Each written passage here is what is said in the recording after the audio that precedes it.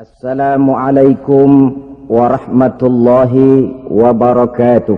Waalaikumsalam warahmatullahi wabarakatuh. Alhamdulillahilladzi ja'ala ramadhana syahra siyama lil mu'minin. Wassalatu wassalamu ala asyrafil anbiya'i wal mursalin sayyidina wa maulana Muhammadin wa ala alihi wa ashabihil mujahidin at-tahirin, amma ba'du. Ma'asyiral muslimin rahimakumullah. Dari jumlah 12 bulan yang ada dalam agama kita, yang dihitung sejak Muharram sampai dengan bulan Zulqa'dah, maka Ramadan mendapat gelar Sayyidus Syuhur. Sayyidus Syuhur artinya raja, penghulu atau tuan dari seluruh bulan. Apa sebabnya maka Ramadan ini dinamakan Sayyidus Syuhur? Sebab yang pertama, Ramadan dipilih oleh Allah menjadi bulan tempat di mana pertama kali diturunkan ayat-ayat suci Al-Quranul Karim. Allah tidak memilih Rabiul Awal, tidak Rajab, tidak pula Sya'ban misalnya, tetapi dipilihnya Ramadan untuk menjadi bulan di mana diturunkan ayat-ayat suci Al-Quranul Karim, seperti yang dijelaskan dalam surah Al-Baqarah ayat 185. A'udzu billahi minasyaitonir rajim. Syahrul Ramadan allazi unzila fihi al-Qur'an hudan linnasi wa bayyinatin minal huda wal furqan. Bulan Ramadan, bulan di mana diturunkan di dalamnya Al-Qur'anul Karim yang merupakan petunjuk dan jalan menuju petunjuk bagi orang-orang yang beriman. Oleh sebab itu, salah satu bentuk ibadah yang sangat dianjurkan di bulan Ramadan diantaranya ialah memperbanyak membaca ayat-ayat suci Al-Quranul Karim. Yang kedua, Ramadan disebut Sayyidus Syuhur karena di dalamnya ada satu malam yang bobotnya khairun min alfi syahr. Satu malam tetapi lebih baik daripada 1000 bulan. Itu dinamakan dengan Lailatul Qadar. 1000 bulan kira-kira 83 tahun. Nilai ibadah di malam itu lebih baik daripada nilai ibadah 83 tahun. Padahal umur orang sekarang kan jarang yang sampai 83 tahun. Bagaimana ini harus kita pahami? Ma'asyiral muslimin, sejak kita akil balik sampai kepada usia kita yang sekarang ini, kalau kita mau jujur bercermin, rasanya kita harus mengakui banyak dosa dan kesalahan yang pernah kita kerjakan. Kalau kita berbuat dosa selama 40 tahun, kemudian kita bertaubat 20 tahun lamanya, kalau menurut rumus dagang, ini kan belum tertutup. Dosa 40 tahun ditebus dengan taubat 20 tahun. Tapi haruskah dosa tidak terampuni? Allah Subhanahu wa ta'ala Maha Penyayang. Disediakannya malam-malam yang istimewa, yang punya nilai khusus. Seolah-olah Allah berkata, hai manusia, kau tidak perlu putus asa. Bagaimanapun banyak dosa kau lakukan, bagaimanapun banyak kesalahan kau kerjakan, nih, aku sediakan satu malam khairun min alfi syahrin, lebih baik daripada 1000 bulan yang disebut dengan Lailatul Qadar. Kapan sih Lailatul Qadar itu? Menurut Al-Imamul Ghazali, Lailatul Qadar itu adanya pada 10 hari yang akhir di bulan Ramadan, terutama pada malam-malam ganjil. Malam 21, 23, 25, 27, dan 29. Tapi orang yang ingin menemukan Lailatul Qadar, dia harus sudah berjaga sejak awal Ramadan. Jadi nggak boleh pakai ilmu ngincer. Tahu ilmu ngincer? Tanggal 20 Ramadan nggak terawih, 21 terawih, 22 perek lagi, 23 masuk lagi, 24 nggak ke masjid. Temannya tanya, kenapa nggak ke masjid? Ini kan bukan malam ganjil, nggak turun Lailatul Qadar. Saya kira yang kayak begini dapatnya bukan Lailatul Qadar, boleh jadi Lailatul Qadar. Orang yang ingin menemukan Lailatul Qadar itu, dia harus berjaga-jaga sejak awal Ramadan. Inilah di antara tugas kita, memanfaatkan waktu-waktu yang punya nilai istimewa. Itu ada dalam agama. Dalam setiap minggu ada hari istimewa. Dalam setiap hari ada jam-jam istimewa. Dalam setiap tahun ada bulan istimewa. Coba, dalam setiap minggu ada hari istimewa, hari Jumat. Dalam setiap hari ada jam-jam istimewa, sepertiga malam yang terakhir. Antara jam 2 sampai menjelang fajar di kala subuh, itu saat-saat istimewa. Di samping saat istimewa, Allah pun menyediakan tempat-tempat yang istimewa. Solat di Masjidil Haram, pahalanya 100.000 kali ketimbang solat di masjid-masjid lain. Begitu di Masjid Nabawi misalnya, ini tempat yang istimewa. Lailatul Qadar, waktu yang istimewa yang diberikan kepada kita untuk kita manfaatkan dengan sebaik-baiknya. Toh dalam kehidupan bernegara saja misalnya, kan pada setiap tanggal 17 Agustus itu presiden memberikan grasi ampunan kepada para entah itu tahanan politik dan sebagainya. Ada yang mendapat potongan tahanan. Waktu-waktu yang istimewa.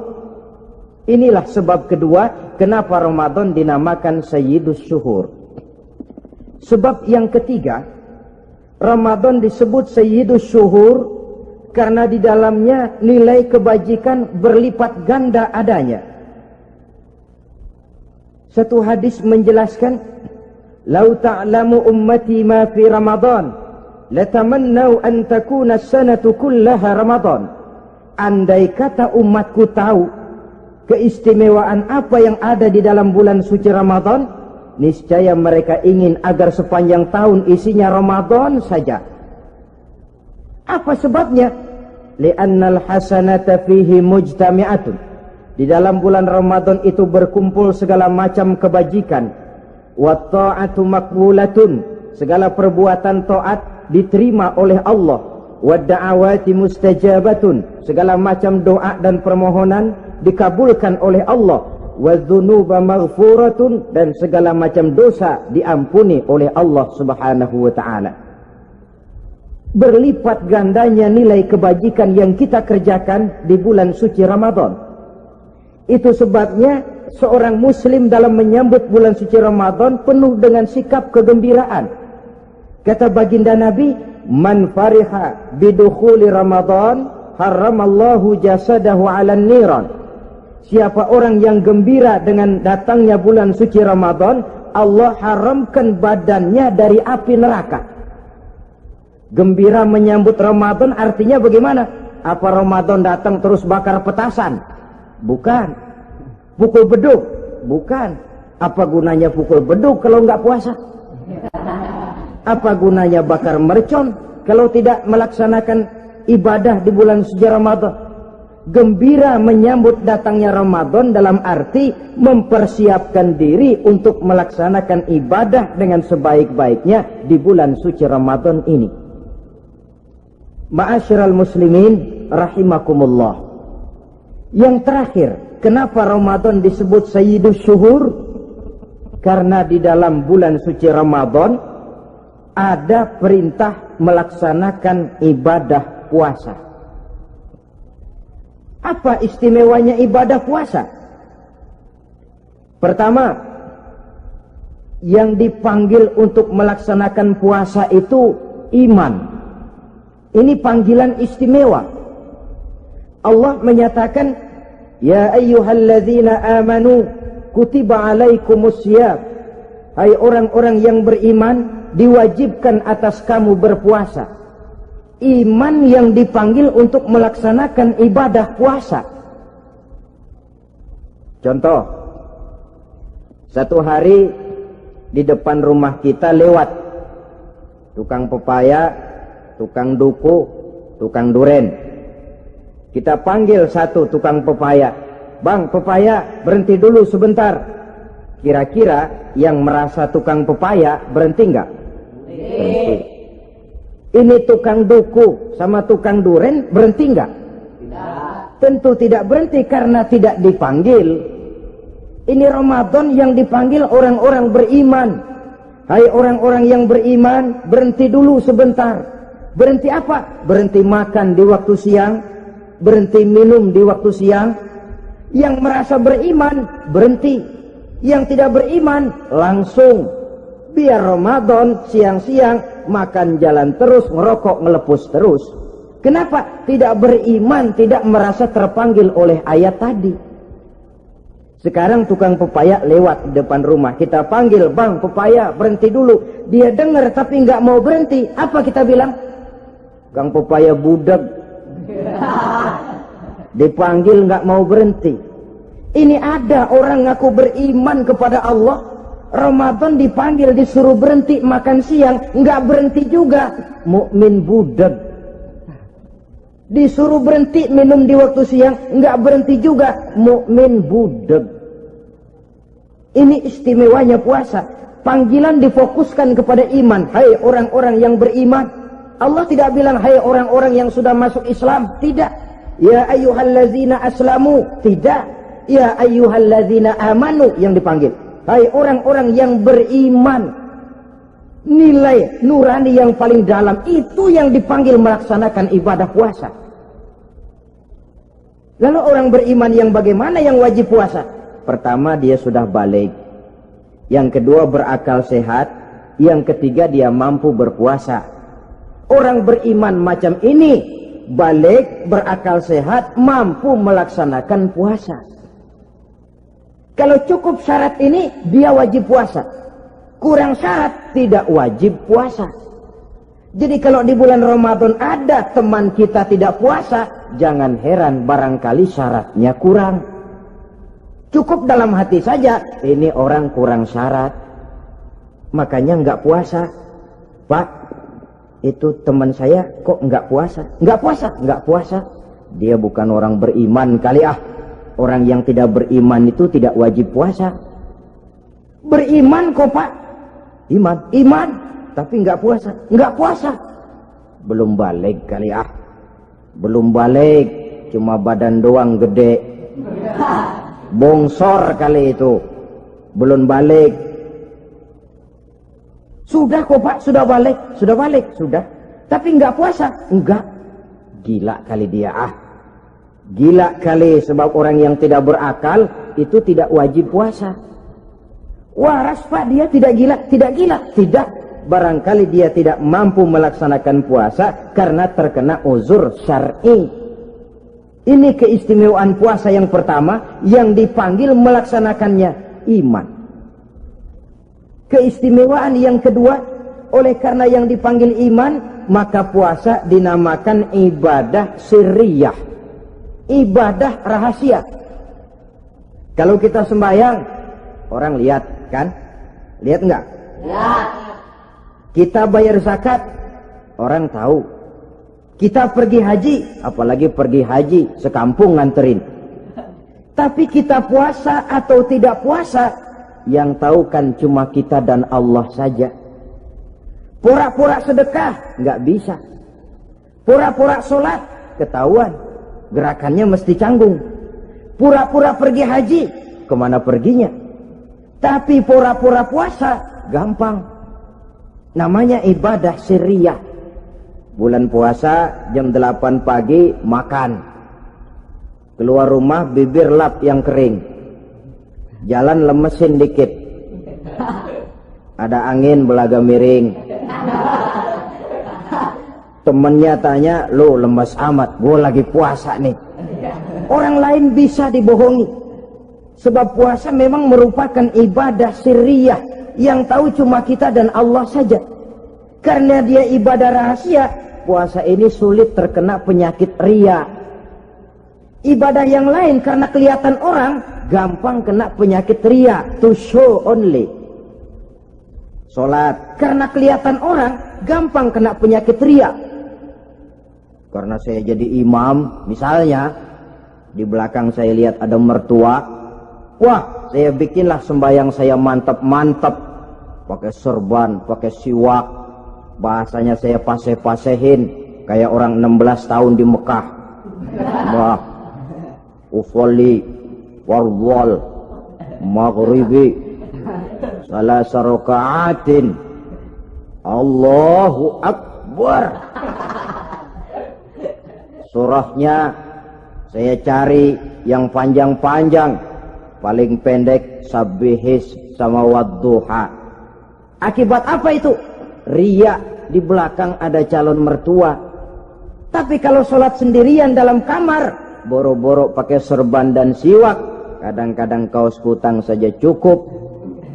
Surahnya jangan sabbihis sampai wadduha, langganannya inna a'toinakal kautsar sama qul huwallahu ahad. Karena sholat terlihat orang, mudah kena penyakit riya. Sedekah pun begitu. Mulanya niatnya cuma mau sedekah 5.000, karena ada orang yang disedekahsegani, naik 10.000, yang 5.000 sudah karena orang. Jadi ibadah yang lain itu mudah terkena riya, tapi juga mudah dinilai orang. Kita bisa saja bilang, itu orang sholatnya khusyuk ya. Kenapa? Kelihatan dari gerakannya.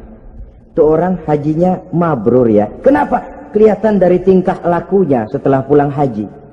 Itu orang sedekahnya berani ya. Kenapa? Ketahuan dari jumlahnya. Ibadah yang lain bisa dinilai, tapi puasa nggak bisa dinilai. Itu orang puasanya mantap bener ya. Kenapa? Beludah melulu. Itu bukan ukuran. Itulah sebabnya dia dinamakan ibadah sirriyah, ibadah yang abstrak, yang tahu cuma si pelaksana dan Allah saja. Ini keistimewaan puasa yang kedua.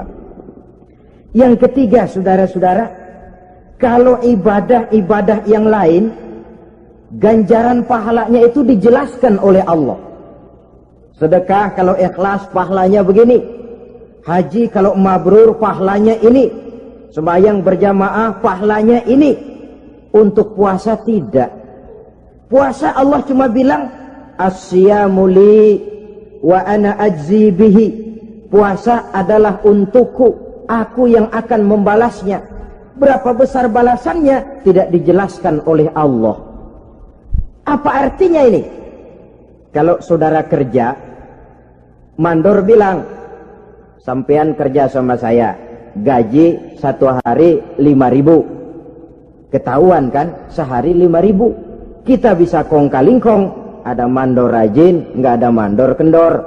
Pokoknya sehari 5.000. Tapi kalau mandor cuma bilang, kau kerja sama aku, soal gajimu nanti aku yang atur. Tidak dijelaskan berapanya, nanti aku yang atur. Ini kan mestinya kita kerja hati-hati. Sebab apa? Mungkin gaji kita lebih besar dari jumlah 5.000 kalau kerjaan memuaskan. Mungkin tidak digaji sama sekali kalau kerjaan berantakan. Tidak dijelaskannya pahala puasa menjadi sugesti bagi kita untuk melaksanakan ibadah ini dengan sebaik-baiknya. Mungkin gaji sangat besar, mungkin tidak digaji sama sekali. Sebab kata Nabi, kam min shaimin laisa lahu min siyamihi illa al-ju' wal 'atsh. Berapa banyak orang puasa, dia tidak memperoleh apa-apa dari puasanya kecuali lapar dan haus saja. Puasa sah, kewajiban gugur, nilai 0. Tidak dapat apa-apa kecuali lapar dan haus. Jadi inilah keistimewaan daripada ibadah puasa. Saudara hadirin yang saya hormati, kemudian apa sih perlunya kita melaksanakan ibadah puasa ini? namanya syahwat. Kalau itu kita kendalikan, maka langkah hidup ini akan menjadi lurus karenanya. Benar kalau Nabi menyatakan, "Iza jaa Ramadan, futihat abwabus sama, wa ghulliqat abwabun nar, wa sufsidatis sayatin." Apabila datang bulan suci Ramadan, dibuka pintu langit, dibuka pintu surga, ditutup pintu neraka, dan diikat setan-setan itu. Siapa yang ikat setan? Puasa kita. Dengan puasa kita mengendalikan nafsu. Kalau nafsu kita kendalikan, setan nggak berkutik. Jadi yang mengendalikan nafsu itu nilai puasa. Nafsu terkendali, setan terikat. Kalau puasa, kalau nggak puasa, setannya ngebludak. Jadi jangan digambarkan, wah kalau bulan puasa setan dirantai. Rantainya kayak apa? Yang rantai siapa? Arti setan diikat di sini ialah nafsu dikendalikan. Dengan apa? Mengatur makan dan minum. Puasa kan sebenarnya logikanya mengatur perpindahan waktu makan dan minum saja. Apabila perut besar ini teratur demikian rupa, syahwat tidak menggelegak, dia terkendali. Dengan hidup pandai mengendalikan nafsu, iblis tidak berdaya dan tidak berkutik. Ma'asyiral muslimin rahimakumullah, Nabi bersabda, "La yu'minu ahadukum hatta takuna hawahu taba'an lima ji'tu bih." Belum sempurna iman kamu kalau nafsumu belum ikut apa yang aku bawa. Yang dibawa Nabi tidak lain daripada syariat, termasuk di dalamnya pelaksanaan ibadah puasa. Karena itu saya pesan kepada seluruhnya, jangan kalau puasa kayak orang ngancem. Siang bisa mengendalikan nafsu, tapi begitu maghrib berbunyi, nafsu sudah tidak terkendalikan lagi. Itu namanya puasa orang ngancem. Kayaknya, biarin siang gua tahan, ntar lo maghrib. Begitu maghrib berbunyi, sudah macam bendungan pecah. Semua isi meja pindah ke perut. Akhirnya, kalau siang dia setengah mati kelaparan, habis buka setengah mati kekenyangan. Dua-duanya jelek. Kalau sudah kekenyangan, yang enak kan ngukur balik. Tidur. Maghrib liwat, isya out, tarawih boten. Temennya nyamper ke masjid yuk tarawih duluan deh, gua kenyang bener nih. Kenyang. Berbuka itu yang bagus pakai etik ya. Etika buka itu, maghrib berbunyi, cukup seteguk air, 3 butir korma atau sepotong kue. Sholat maghrib. Selesai sholat maghrib, masuk ronde kedua. Waktunya agak panjang, makan ala qadarnya. Selesai makan, berangkat ke masjid, isya, tarawih. Pulang tarawih, masuk ronde ketiga. Waktunya panjang, mau habis-habisan juga nggak apa-apa. Tapi kalau begitu maghrib berbunyi langsung dipukul 1 ronde, kita yang rubuh. Kekenyangan. Waktu siang dia sanggup mengendalikan nafsu, tapi begitu maghrib berbunyi, nafsu sudah tidak terkendali lagi. Asar pengaruh puasa tidak akan membekas dalam jiwanya. Siang jelas puasa, nggak boleh ngerokok. Begitu maghrib sampai imsak kayak lokomotif, kelebul, nggak berhenti-berhenti. Tidak lagi sanggup mengendalikan diri, mumpung boleh katanya. Sampai pernah kejadian ada orang bangun sahur kesiangan, bingung dia waktunya tinggal dikit. Mau sahur dulu nggak keburu ngerokok, mau ngerokok dulu takut nggak keburu sahur, akhirnya bareng. Sebelah nyuap nasi, sebelah ngerokok. Itu macam mana rasanya kalau sudah kayak begitu? Padahal pengaruh daripada melaksanakan puasa akan terlihat dari sejauh mana seseorang dalam hidup mampu mengendalikan nafsu. Bukan pada waktu memang dilarang, tapi pada waktu diizinkan. Di situ yang paling kelihatan. Kalau waktu siang saudara mampu mengendalikan nafsu, itu jelas saja memang seharusnya wong puasa. Malam dalam keadaan makan boleh, minum boleh, masih mampu mengendalikan nafsu, dalam arti makan dan minum pada batas yang wajar saja. Itulah yang dikehendaki dari melaksanakan ibadah puasa, sehingga ibadah itu membekas dan ikut membentuk kepribadian orang. Sekali lagi, jangan cuma waktu siang saja bisa mengendalikan nafsu. Di waktu malam pun dalam kondisi yang memang dihalalkan, kita juga hendaknya mampu mengendalikan nafsu. Jadi inilah perlunya puasa yang pertama, supaya kita bisa mengendalikan nafsu. Yang kedua, puasa itu melatih kita hidup sederhana.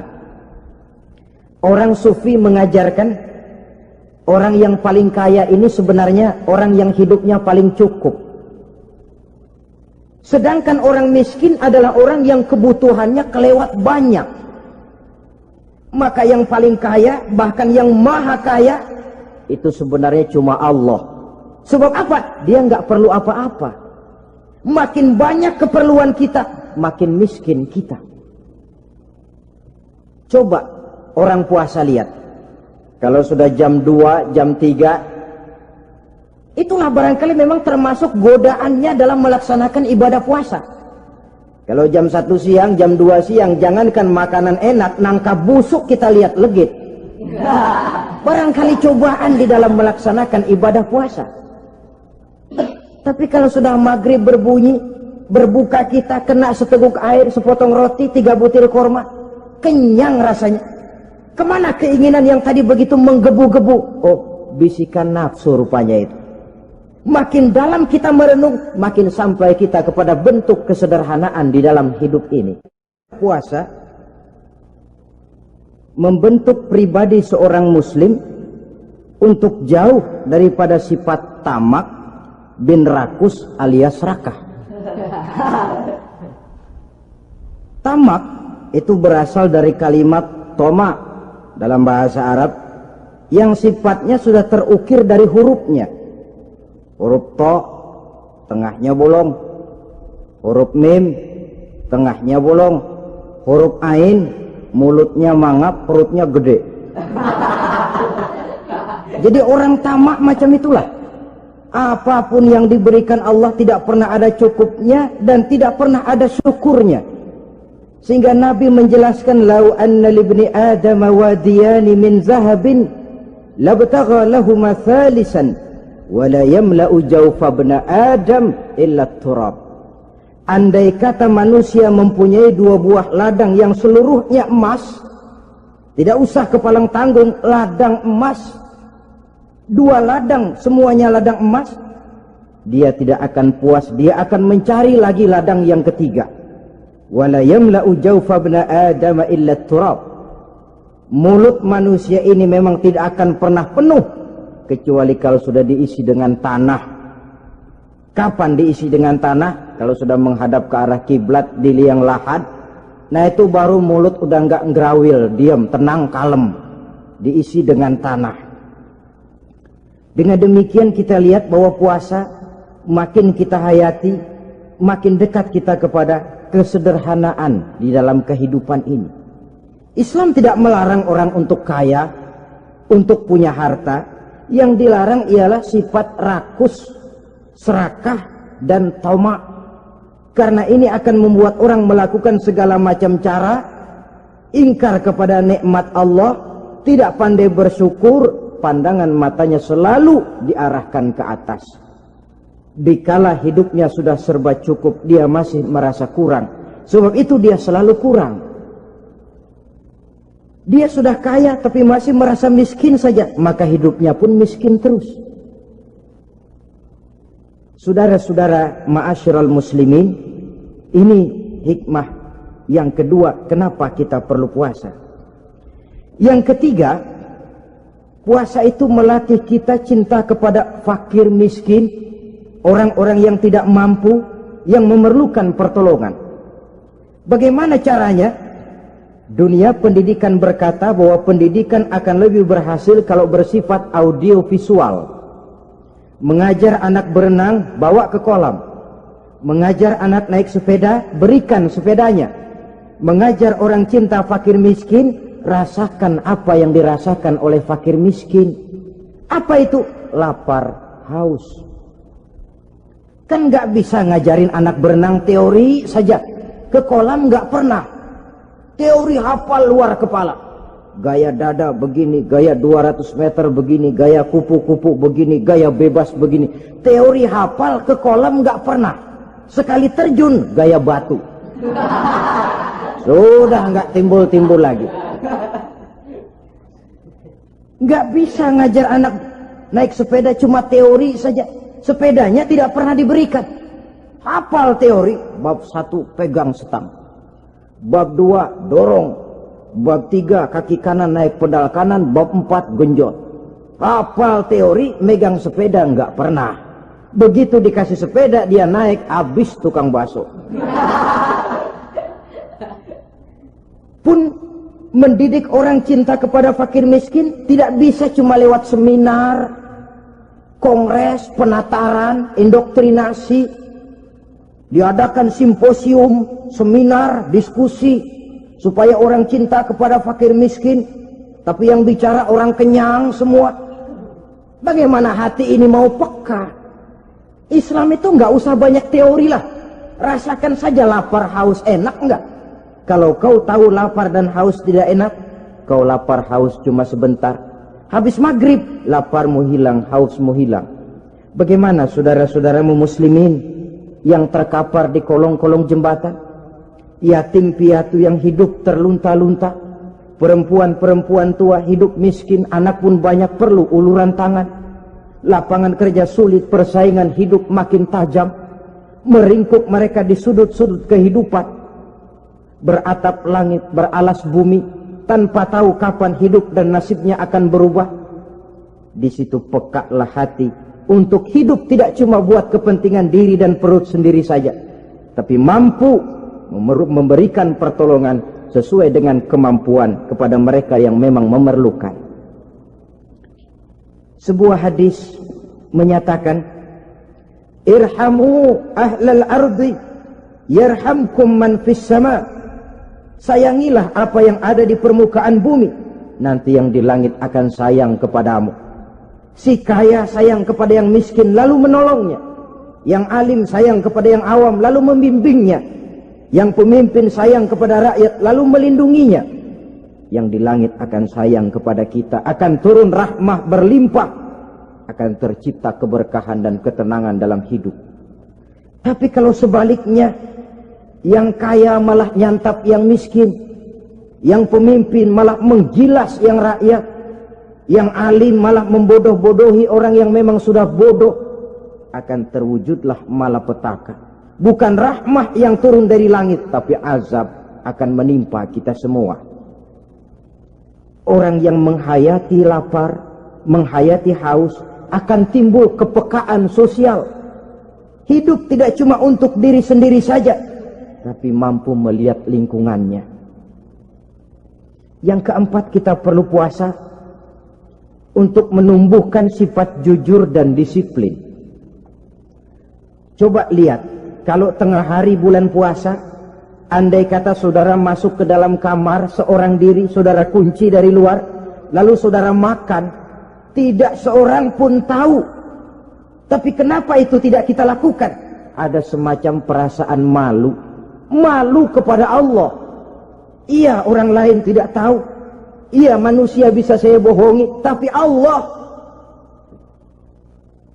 Atau umpamanya waktu sholat zuhur, saudara sholat zuhur di masjid, umpama ketika ngambil air wudhu, giliran ke kemur, saudara korupsi dikit aja, telan. Jangan Nabi sumu tasihhu, berpuasalah kamu, badanmu akan sehat. Sebab apa? Saya katakan tadi, semua energi dihasilkan dari perut besar sini. Itu makanan yang kita makan, mulai dari keju sampai singkong, mulai dari hamburger sampai combro, masuk perut besar, digiling, lalu ditransfer ke seluruh tubuh oleh perut besar ini. Mekanisme kerjanya persis pabrik besar yang kalau kita hayati, Allahu Akbar, Fatabarakallah ahsanul khaliqin. Ini tangan supaya kuat kerja perlu vitamin apa? Kirim ke tangan. Mata supaya awas perlu vitamin apa? Kirim ke mata. Bibir supaya nggak pecah perlu vitamin apa? Kirim ke bibir. Oleh perut besar ditransfer ke seluruh tubuh. Sisanya yang nggak perlu keluar jalan belakang. Kalau perut besar ini terus-menerus bekerja, ibarat mesin diporsir, dia akan cepat rusak. Maka datang bulan Ramadan, perut besar itu jangan terlalu diporsir. Diberikan tenggang waktu istirahat. Sehingga Nabi memberikan jaminan sumu tasihhu, berpuasalah kamu, pasti kamu akan sehat. Buktinya orang mati kelaparan banyak, tapi yang mati karena puasa, kalau puasanya betul, nggak ada. Maka Islam itu agama yang sesuai dengan fitrah ya. Buktinya apa? Puasa wisol itu bukan saja tidak boleh, tapi haram. Puasa wisol artinya puasa nyambung. Dari pagi sampai maghrib, sampai malam, sampai besok pagi lagi terus-terusan puasa, haram. Karena itu bertentangan dengan fitrah. Islam tidak cukup dari waktu imsak sampai datang waktu maghrib. Kenapa? Menurut perhitungan itu sesuai dengan daya kemampuan maksimal manusia. Sudah diukur itu. Allah yang bikin manusia kok. Jadi kalau Allah perintah puasa, itu sudah dalam kemampuan daya tampung dari kapasitas yang dimiliki manusia. Orang mati kelaparan banyak, yang mati karena puasa nggak ada. Belum pernah saya dengar ada warta berita, sari berita-berita penting dalam siaran ini, gara-gara bulan puasa orang Islam pada mati. Nggak ada. Yang mati kelaparan banyak, tapi yang mati karena puasa tidak ada. Nabi menjamin sumu tasihhu, berpuasalah kamu, pasti badanmu akan sehat. Ma'asyiral muslimin, kalau sudah tahu kita apa perlunya kita berpuasa, pembicaraan akan saya lanjutkan bagaimana seharusnya kita puasa. Puasa yang ideal itu yang bagaimana? Al-Imamul Ghazali menjelaskan, orang yang puasa itu ada 3 macam. Pertama, saumul awam, puasanya orang kebanyakan. Orang macam ini merasa sudah puasa asal tidak makan, tidak minum, puasa sudah. Pokoknya tidak makan, tidak minum, itulah puasa. Ini puasanya orang awam. Matanya tidak pernah puasa, kupingnya tidak puasa, kakinya tidak puasa, tangannya tidak puasa. Ini puasa orang awam kebanyakan.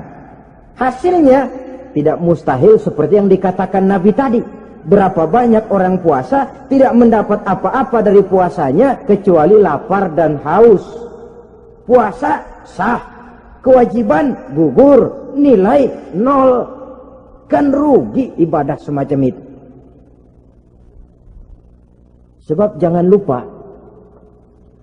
yang membatalkan itu kan 2. Ada yang membatalkan pahala puasa, ada yang membatalkan puasa. Bedanya apa? Kalau puasa batal, pahala jelas batal. Tapi kalau pahala yang batal, puasanya mungkin sah, kewajibannya gugur, tapi pahala tidak ada. Kalau yang membatalkan puasa sih umumnya kita bisa jaga itu. Sebab apa? Masalahnya konkret, kelihatan. Apa yang membatalkan puasa? Misalnya makan dan minum yang disengaja walaupun sedikit, batal. Sedikit tapi sengaja tidak mengenyangkan, batal. Mamanya pentol korek yang kecil itu, sengaja telan waktu puasa, batal. Kan sedikit pak, nggak kenyang kok. Sengaja itu yang bikin batal. Tapi kalau tidak sengaja seperti lupa, itu tidak batal. Misalnya hari pertama puasa, habis sembahyang subuh tidur, bangun jam 8, lupa kebiasaan, langsung aja nyerbu ke dapur. Dapat sepiring setengah, ingat, astagfirullah, lagi puasa, betul. Setelah ingat bagaimana? Yang masih ada di mulut keluarkan, berkemur, lanjutkan puasanya, sah. Perkara sepiring setengah yang udah kadang masuk bagaimana Pak? Itu rezeki. Lawang orang lupa. Lupa itu kan jenis yang ma'fu anhu, jenis yang dimaafkan. Makan dan minum yang disengaja walaupun sedikit, batal. Batal puasanya.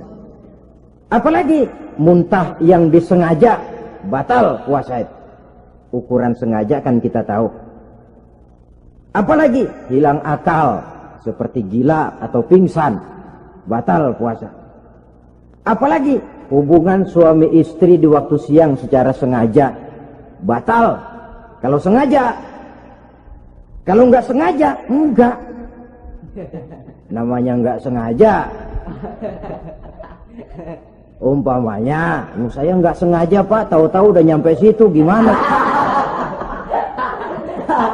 Yang nggak batal, cuma begitu ingat, buru-buru selesai mandi, lanjutkan puasanya, sah. Jangan begitu ingat sih ingat Pak puasa, cuman tanggung. Nah, ini tanggung ini yang bikin jadi batal. Dan jangan lupa, orang yang membatalkan puasa karena hubungan suami istri, dendanya paling berat. Seorang sahabat pernah lapor, halaktu ya Rasulullah, ya Rasul, celaka saya. Ma ahlakaka, apa yang bikin kamu celaka? Saya lagi puasa Ramadan ya Rasulullah, saya nggak tahan. Lalu saya nyelonong sama istri saya, pengantin baru ini rupanya. Nyelonong bagaimana? Ya nyelonong.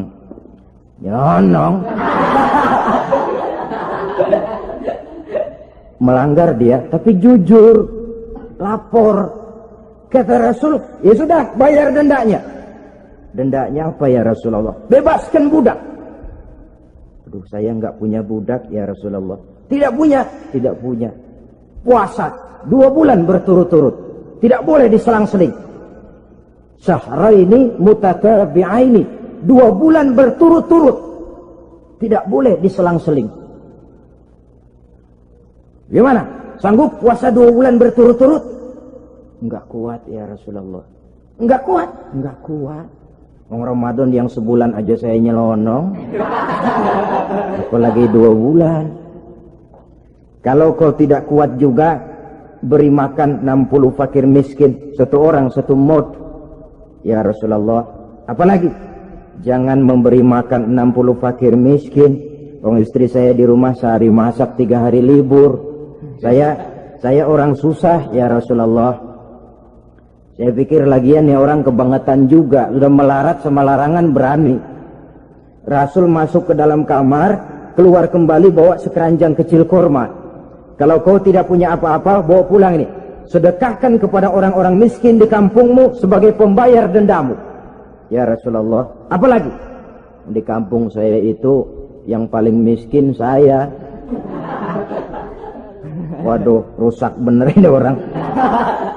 Apa marah Rasul? Beliau malah senyum. Ya sudah, kalau memang yang paling miskin kamu, bawa pulang saja itu kurma, beri makan anak istrimu di rumah. Orang ini udah melanggar larangan, dapat kurma lagi. Yang kedua, watak hukum Islam itu elastis, fleksibel, tidak kaku. Tidak kalau sudah begitu ya mesti begitu, itu tidak. Yang sering kaku kan kitanya umat Islam di dalam memahami Islam. Saudara hadirin yang saya hormati, yang tidak boleh itu pun di waktu siang. Kalau malam sejak maghrib sampai sebelum imsak, pada awal perintah puasa tidak boleh. Tapi ternyata banyak juga yang nyerempet-nyerempet. Sampai Allah turunkan, uhilla lakum lailatas siyami arrafasu ila nisaikum. Dihalalkan bagi kamu pada malam puasa bergaul dengan istrimu. Jadi barangkali di antara pendengar ini ada yang pengantin baru, tolong sabarlah di waktu siang. Tunggu maghrib berbunyi. Kalau sudah maghrib habis buka, mau buka lagi juga nggak apa-apa. Terserah saja. Ini yang membatalkan puasa. Yang kita sulit mengontrol, yang membatalkan pahalanya. Apa misalnya? Ngomong-ngomongin orang. Puasa, ngomongin orang jalan terus. Itu ya tetangga kita. Kenapa emang? Oh, anu. Kita sih bukan ngomongin orang ini. Bukan ngomongin orang katanya. Ngomongin tuyul. Anu. Bohong. Orang puasa bohong, apa puasanya batal? Tidak. Puasanya sah. Yang batal mungkin pahalanya. Saudara-saudara, ma'asyiral muslimin rahimakumullah. Mata, terutama di kota-kota besar, menjaga mata ini kadang-kadang kita nggak pengen lihat tapi kelihatan. Sebab itu memang yang tidak boleh ngeliatin. Kalau kelihatan lain, kelihatan itu kan rezeki. Orang kita nggak mau tapi kelihatan. Yang kelihatan itu sebentar. Kata Imam Ali, nazaratul ula laka wa tsaniyatu alaika. Pandangan pertama untukmu, yang kedua atasmu. Jadi begitu kelihatan, ya sudah. Jangan kelihatan tapi manteng aja enggak mau. Ya ini mantengnya ini yang jadi urusan. Saudara hadirin yang saya hormati, dengan kata lain, berusahalah kita untuk puasa zahir batin. Itu yang pertama tadi. Puasa tingkatnya orang saumul awam disebut. Tingkat yang kedua, saumul khawas, puasanya orang khusus. Bagaimana ini? Di samping tidak makan dan tidak minum, panca inderanya sudah ikut puasa. Matanya puasa, kupingnya puasa. Asal ada diajak ngomong-ngomongin orang, maaf ya, kuping saya lagi puasa. Kakinya puasa, diajak jalan ke tempat yang tidak baik, dia bilang, maaf saja, kaki saya lagi puasa. Diajak nyolong, maaf, tangan saya lagi puasa. Tidak cuma sekedar tidak makan dan tidak minum, panca inderanya sudah ikut puasa. Sekurang-kurangnya, seperti inilah puasa kita. Zahir batin. Nah, yang tertinggi disebut saumu khawasil khawas, puasa orang khusus yang lebih khusus lagi. Ini sudah the first class ini, puasanya orang VIP. Bagaimana puasanya orang ini? Di samping tidak makan dan tidak minum, puasa panca inderanya, hatinya juga sudah ikut puasa dari seluruh keinginan yang selain Allah. Wah, ini kelas tinggi. Orang yang puasa macam ini, andai kata jam 3 sore dia berpikir, ntar sore buka pakai apa ya? Dia menganggap batal pahalanya. Kenapa? Masih mikirin makanan. Kalau kita kan bukan cuma mikirin, ngancem. Waduh, jam 5 di meja udah buderek es kopior, kelapa muda, cendol. Apa yang mau diminum lebih dulu? Tingkat yang tertinggi ini, hatinya juga puasa dari semua keinginan yang selain Allah. Idealnya sekurang-kurangnya kita puasa zahir batin. Zahirnya menahan diri dari yang membatalkan puasa, batinnya mencegah diri dari yang membatalkan pahala puasa kita itu. Ma'asyiral muslimin rahimakumullah. Terakhir, Rasulullah sallallahu alaihi wasallam membagi bulan Ramadan itu menjadi 3 bagian. Sepertiga yang pertama, tanggal 1 sampai 10 Ramadan, masa turunnya rahmah, turunnya kasih sayang Allah. Kalau istilah sepak bola, tanggal 1 sampai 10 Ramadan ini disebut babak semifinal, babak penyisihan. Sepak bola itu kalau baru tingkat babak penyisihan, pesertanya banyak. Seluruh kesebelasan turun bertanding, babak penyisihan. Ramadan tanggal 1 sampai 10, babak penyisihan, putaran pertama. Pasaran puasa rame. Masjid musola full house. Meledak, tidak sanggup menampung jamaah yang tarawih itu. Yang tadarus meriah. Kenapa? Maklum babak penyisihan, seluruh kesebelasan turun bertanding. Tanggal 1 sampai tanggal 10 Ramadan. Bila itu selesai, selesailah putaran pertama. Masuk putaran kedua, sepertiga yang kedua, tanggal 10 sampai 20 Ramadan, masa maghfirah, masa turunnya ampunan dari Allah. Masuk babak semifinal. Sepak bola itu kalau sudah babak semifinal, itu kan sudah banyak kesebelasan yang masuk kotak. Maka 10 Ramadan ke atas, pasaran puasa mulai menurun. Yang enggak puasa mulai nekat. Yang tadarus sudah mulai sayup-sayup sampai. Sementara barisan orang sembahyang tarawih di masjid mulai mengalami kemajuan dengan pesatnya. Barisannya makin maju ke depan. Maklum, tidak semua kesebelasan tangguh. Ada yang sejak bertanding sudah berhitung. Kita sih bakalan kalah jelas, yang penting main aja dulu dah. Ada yang rajin ke masjid, motifnya lain, ada. Karena ikut-ikutan teman, karena malu sama mertua, rajin terawih, karena nganterin, rajin terawih, bayangnya paling belakang berdua lagi. Malah ngeledek begitu imam waladolin, dia di belakang nyaut asik.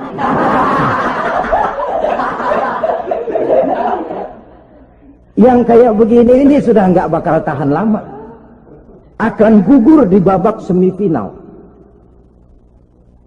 Puncaknya putaran terakhir tanggal 20 sampai akhir Ramadan, masa itkun minan nar, masa pembebasan dari api neraka, masuk babak final.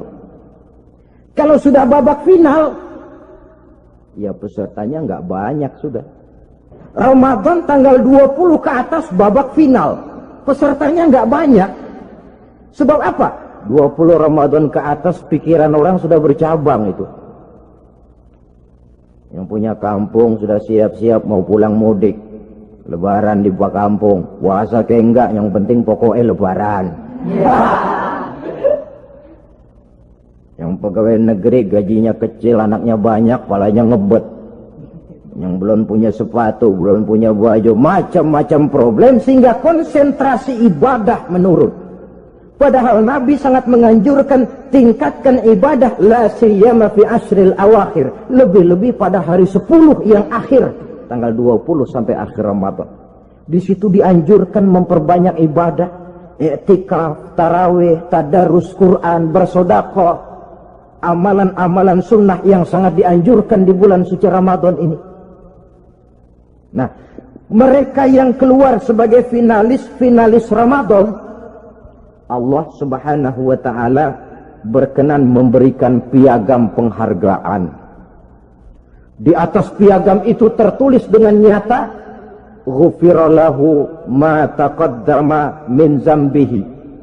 Pemegang piagam ini dinyatakan keluar sebagai finalis Ramadan. Kepadanya diberikan penghargaan dengan jaminan ampun terhadap seluruh dosa yang pernah dia kerjakan. Sehingga dia keluar Ramadan, masuk 1 Syawal, seperti bayi baru dilahirkan oleh ibunya.